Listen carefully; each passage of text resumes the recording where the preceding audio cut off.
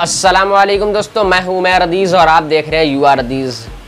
दोस्तों आज जो बातें मैं बोलूँगा तो दोस्तों आपसे पहले ही ये रिक्वेस्ट कर देता हूं कि प्लीज़ आप उन बातों का बुरा ना माने। पहली बात तो ये, और अगर बुरा लगे भी तो आप पहले ये सोचें कि आखिर ये बात बोल क्यों रहा हूँ मैं। दोस्तों अभी 2022 विधानसभा चुनाव होने वाले हैं, फरवरी मार्च अप्रैल तक जब भी हो जाएं 2022 में, और यूपी में। और उससे पहले अभी जो चुनाव चल रहा है, अभी जो इलेक्शन चल रहा है वो जिला पंचायत अध्यक्ष का। जी हाँ, यूपी जिला पंचायत अध्यक्ष चुनाव हो रहा है और 17 जनपद तो ऐसे हैं जहां भाजपा के सामने कोई आया ही नहीं। जी हाँ, निर्विरोध वहां पे रिजल्ट डिक्लेयर कर दिए गए हैं, यानी कि भाजपा पार्टी को ऐसे ही जीत दे दी गई है। तो कहना ये चाहता हूँ कि जैसा कि आपको पता होगा कि भदोही में और शायद गोरखपुर में और कई जगह ऐसे हैं जहां समाजवादी पार्टी के नेताओं को पर्चा भरने नहीं दिया गया। जी हाँ दोस्तों, उनको नामांकन करने दिया ही नहीं गया। आप सोच रहे होंगे मैं बड़ा हंस रहा हूँ, भाजपा की तरफदारी कर रहा हूँ। ऐसा नहीं है दोस्तों। बात जो गौर करने की है वो ये है कि आखिर जब हमारे लोकतंत्र में, हमारे संविधान में सबको इक्वल राइट दिया गया है तो आखिर ऐसा क्यों किया जा रहा है। सबसे पहले तो ये कि भारतीय जनता पार्टी द्वारा उन नेताओं को ऐसा करने से क्यों रोका जा रहा है। सबसे पहले तो ये आपके दिमाग में आएगा कि आखिर भारतीय जनता पार्टी द्वारा उन नेताओं को या समाजवादी पार्टी के नेताओं को पर्चा भरने नहीं दिया गया है, नामांकन करने नहीं दिया जा रहा है, तो इसमें भारतीय जनता पार्टी की गलती है। बिल्कुल मैं आपकी बात से सहमत हूँ, लेकिन आप ज़रा दूसरे पहलू से भी देखिए। दूसरे पहलू से ये देखिए दोस्तों कि जो पार्टी बड़े बड़े दावे करती है और जो पार्टी डायरेक्ट मुस्लिमों का नाम लेकर, जी हाँ मैं यहाँ पे मुस्लिमों का नाम ले रहा हूँ इसलिए क्योंकि ये लोग बड़े बड़े दावे करते हैं मुस्लिमों के लिए। जी हाँ, तो बहरहाल बड़े बड़े दावे करती है वो पार्टी आज अपना ही हक लेने के लिए मजबूर है। वो अपना हक नहीं ले पा रही है तो आखिर हमारा हक हमें कैसे देगी। जी हाँ, अगर लोकतंत्र में सबको इक्वल राइट दिया गया है तो ये भी है कि लोकतंत्र में इक्वल राइट लेने का अधिकार भी है। जी हाँ, अगर किसी से ये कहा जाए कि लोकतंत्र यहाँ है, हमें इक्वल अधिकार दिया जाए किसी से, अगर वो नहीं देता और आप लेते भी नहीं तो इसमें जितनी उसकी जिम्मेदारी है, जितनी उसकी गलती है उतनी ही आपकी भी गलती है। जी हाँ, तो आप जिन पार्टी के नेताओं के साथ सोफे पर बैठकर फोटो क्लिक करवाते हैं, उन्हीं के द्वारा आपकी पार्टी के नेताओं को पर्चा भरने नहीं दिया जाता है।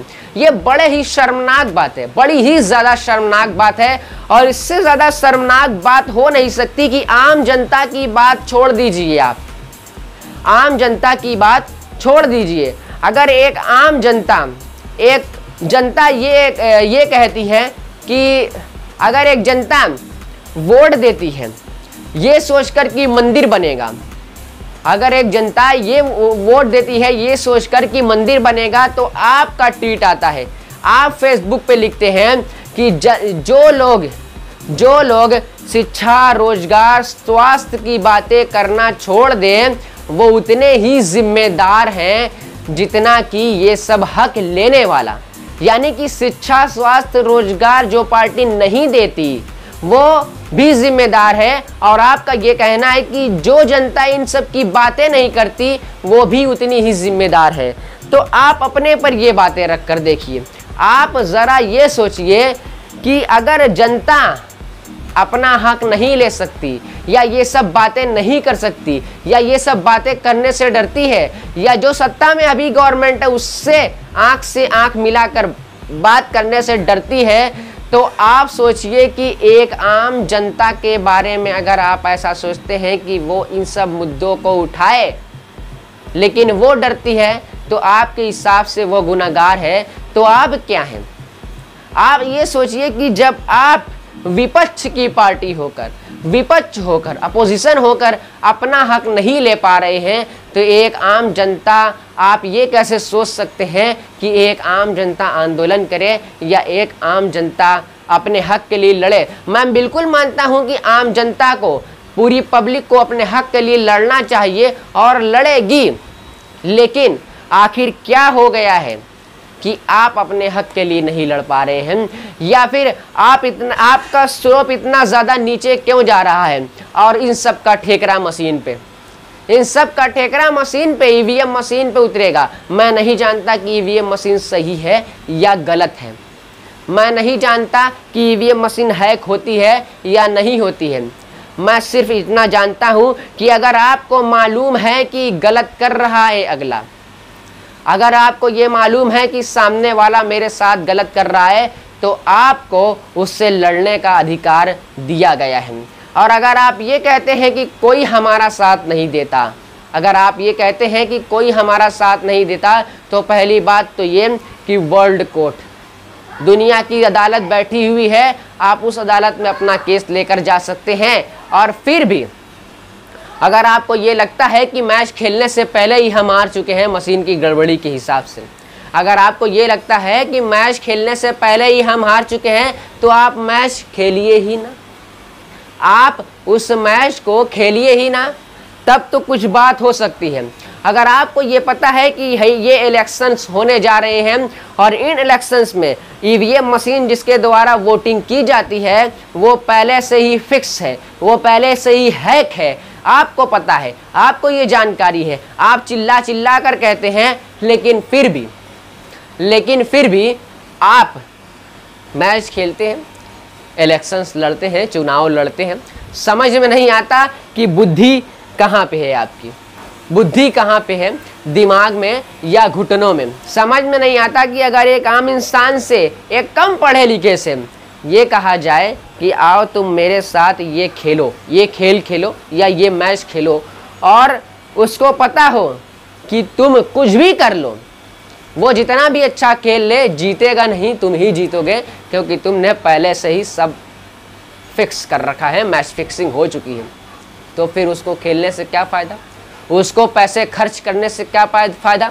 आप विधायकी का इलेक्शन लड़ते हैं, कितना कितना रुपया खर्चा होता है, ये मैं बताऊंगा नहीं, क्योंकि आपको पता है कि कितना पैसा खर्च होता है।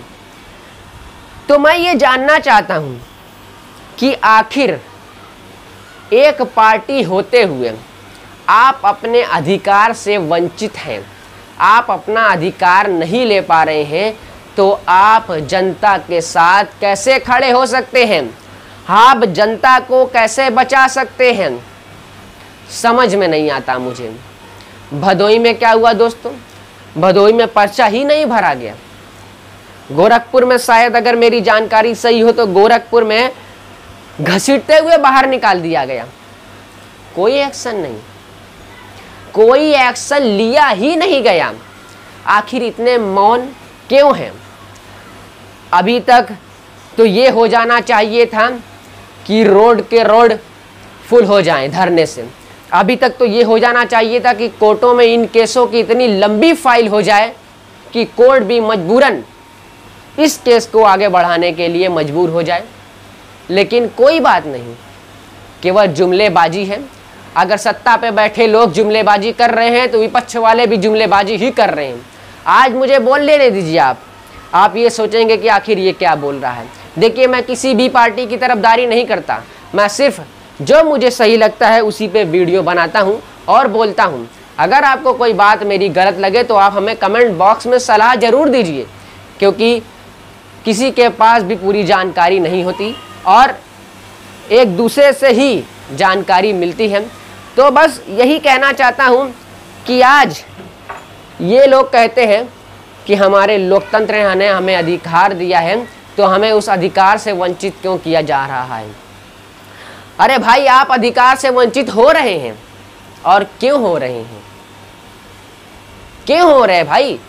आपको पर्चा भरने नहीं दिया जाता तो आप क्यों नहीं लड़ते?